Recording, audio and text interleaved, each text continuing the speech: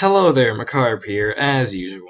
There's quite a few things that practitioners of witchcraft, and sometimes paganism as well, can be a bit obsessed with. For example, I am in love with jars and vials for storing the components I use in magic. I also have a bit of an obsession for candles, as do many witches out there.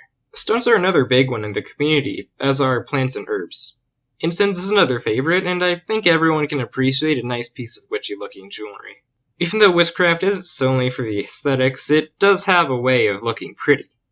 I believe one of the most beautiful and practical parts of witchcraft is the Book of Shadows, or Grimoire, or Book of Mirrors, or Book of Light, Tome, and the other thousands of names for these things out there. While it goes by many names, the Book of Shadows is essentially where a witch keeps their information on magical workings, correspondences, and a record of their practice. Some may argue that a Book of Shadows is different than a grimoire, but for purposes of this video, I will be referring to them both interchangeably. The Book of Shadows is almost necessary for any practicing witch. Though you may be able to use sheets of loose paper at first for basic notes and spells you've created, these can pile up pretty quickly, and as you learn, a grimoire comes to be a good place to store this information and keep it easily accessible. It's much like a spellbook that you would see in fantasy stories that wizened wizards would so often carry with them, full of arcane information.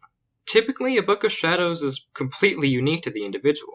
It's something that belongs to them and them alone, and it's used to document their spells and practices and beliefs. For lack of a better term, it's an autobiography of a witch's magical practice. Some Books of Shadows have actually been published, either fully or only in certain parts, depending on the author. This isn't common, however many prominent occult figures such as Gerald Gardner have had parts of theirs published. In the past, these grimoires have mostly been physical, bound as a book, thus their common names. However, in recent years, as internet has become widely available and cloud storage is easily accessible, the usage of an online Book of Shadows has become not just possible, but a pretty common practice. Online magical texts are often cheaper and easier to create, so they're usually a good option for low-budget practitioners or those who aren't willing to painstakingly write out their crafts in a physical manuscript.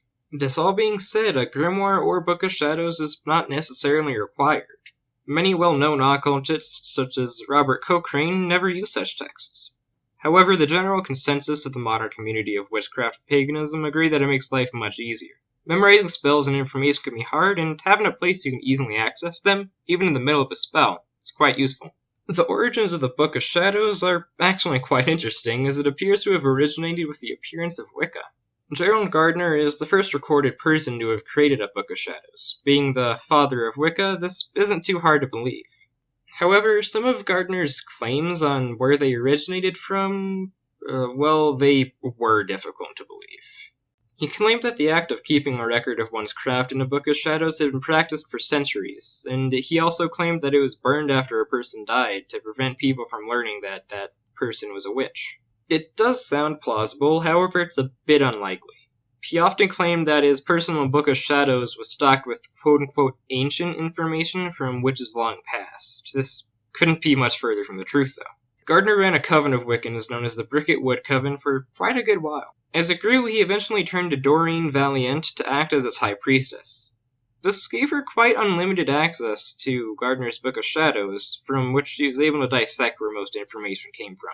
A lot of the information was drawn from Aleister Crowley, a 20th century occultist.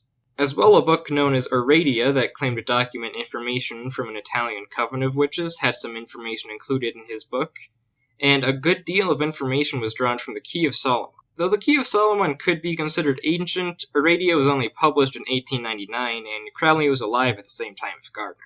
Gardner did later admit that the basis for his Book of Shadows had quite a few holes in it at first, and that he had to fill in a lot of the information, which he had to use other texts for. Valiant eventually assisted in rewriting some of the text in an attempt to make it more unique to the Wiccan faith. Interestingly enough, the rewriting is where the well-known Wiccan Rede originated. Anyhow, I hope you enjoyed this video. Hopefully you were able to learn something from it. Wishing you a beautiful morning, evening, and night, wherever you are. This has been Macabre. Till next time. Hey there, thanks for watching until the end.